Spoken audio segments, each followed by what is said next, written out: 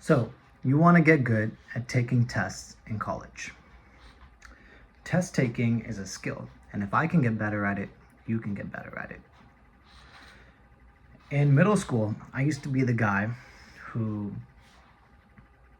cheated to get by for exams. Honestly, I was pretty ashamed of it at the time as well, but I didn't feel that confident enough to even attempt tests on my own. But through the techniques that I'm going to share in this video, I ended up becoming in college a person who got a near 4.0 GPA, and people try to cheat off of me all the time. So the first thing I'm going to tell you is to understand the test that you're taking. There are multiple different forms of tests, and each one has its own strategy. If you've ever played video games, there's something called the meta, which stands for most effective tactic available. So for each form of test, there is a meta that you should follow, which is the most effective way to take that test. The first type of test you're going to encounter is the multiple choice exam.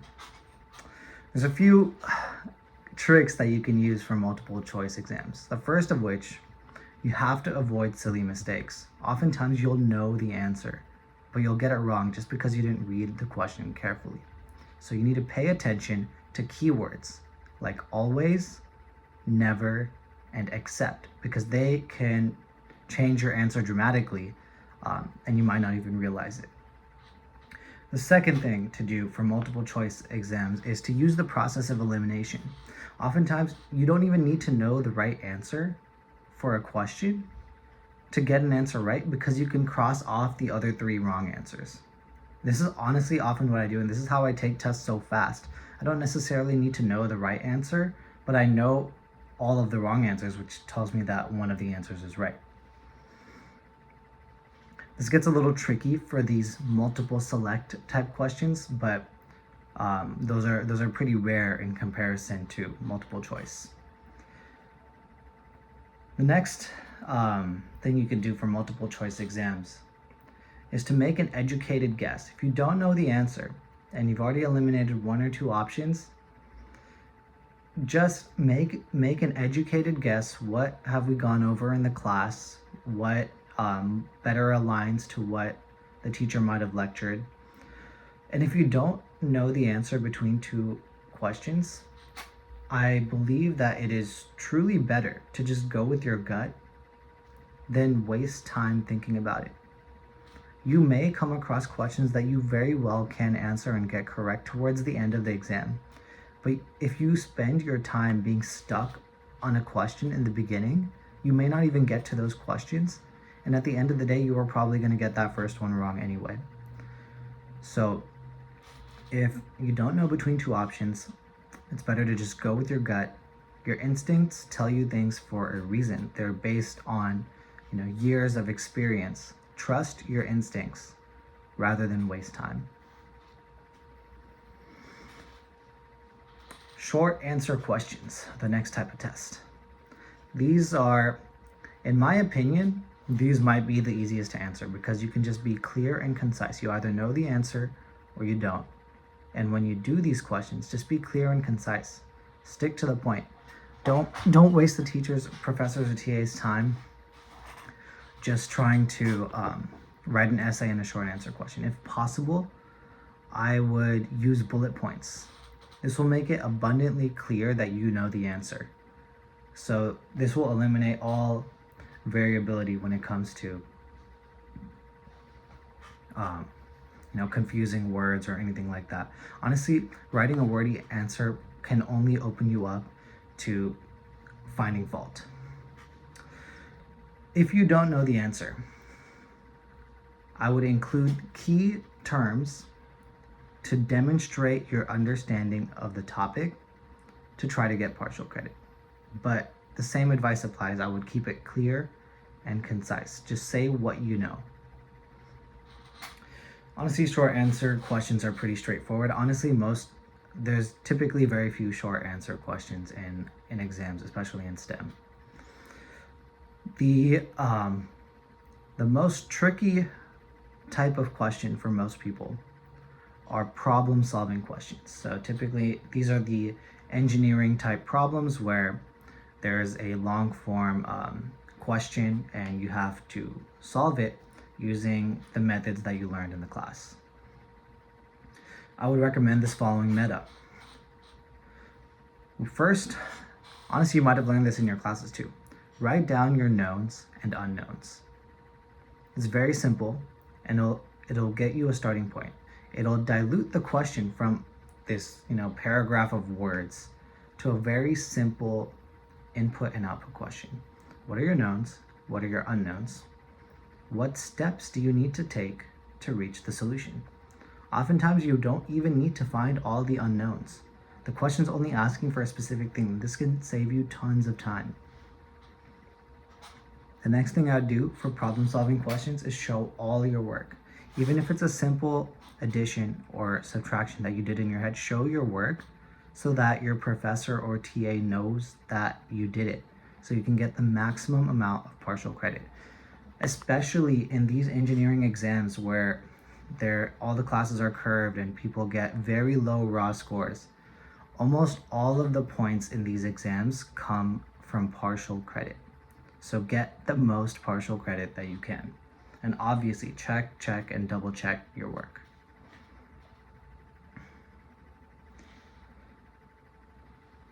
There are several study techniques that I used to get better at test taking. Number one for me, and honestly I think this is the best study technique that you could use to study, is to do practice problems. The best way to get good at taking tests is to take tests. And ideally, you take them at home in the comfort of your own home. But it's not just about taking practice tests and doing practice problem sets. You have to actually review them. So when you review an exam, you don't just go over the questions that you got wrong, you go over the questions that you got right and you understand why you got them right. Maybe later on I'll make a video detailing the spreadsheet that I use. So I go through every single question. What is the answer that I chose? What is the answer that is correct? Why did I choose the answer that I chose? Why is the answer that is correct? Why did I get this question wrong? Or why did I get this question right? Was it because I knew the material? Or was it because I just got lucky and guessed? And then the final column would be, what topic was this exam on? What was this question on? That honestly made tests so easy for me because of the rigor at which I reviewed my practice tests. And when I couldn't find practice tests, I made my own practice tests out of problem sets. You can even ask your professors or TAs for them for past year's exams if you can. For memorization, a lot of your tests are going to be memorization based. I recommend just for me, what works best for me and is to just repeat things back to myself. And it's not just repeating things back to yourself, but really understanding. Honestly, understanding gives you a better memory of a specific topic.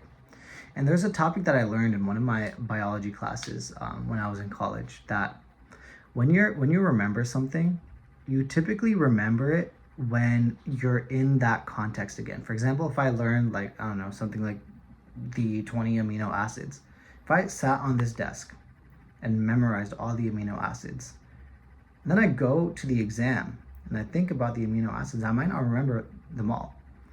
So the strategy that you can use to be able to remember things in any context, remember things during your test when it's most critical, is to think about recall to yourself what the 20 amino acids are at the gym, or when you're walking between classes, or just, you have some downtime, you're waiting in line at the grocery store, just repeat them back to yourself. And when you start to recall information in multiple different contexts, your memory of it becomes so reinforced that it becomes second nature, and you'll not only remember it during the test, you'll be able to recall it faster than anyone else.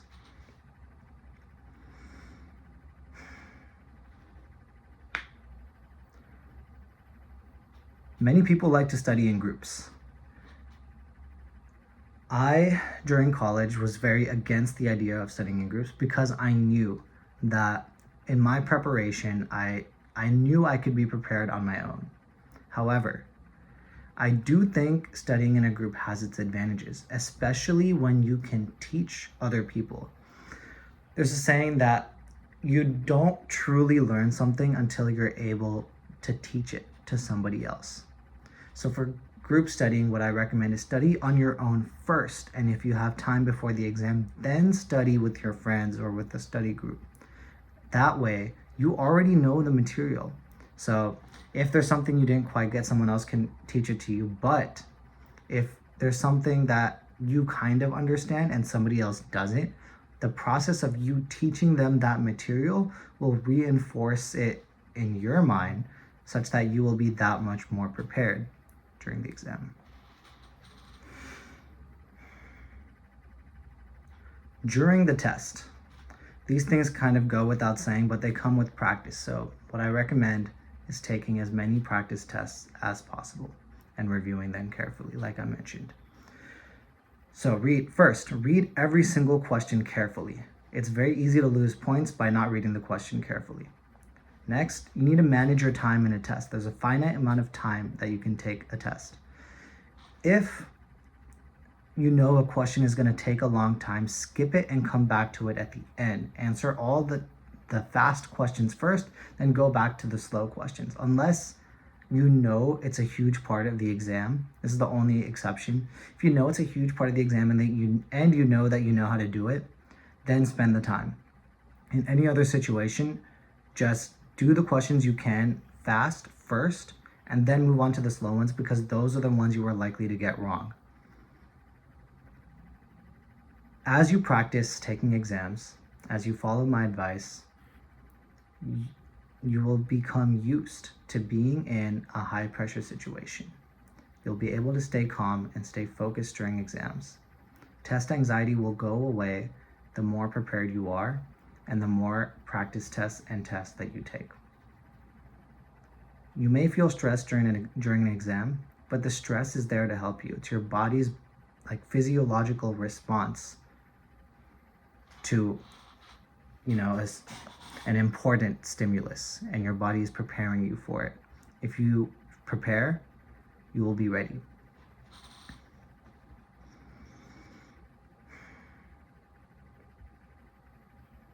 Don't get stuck. Use the process of elimination. Show your work. Simple tips. You already know them. If you're serious about getting good grades, follow my advice. Click the link in the description if you want more help.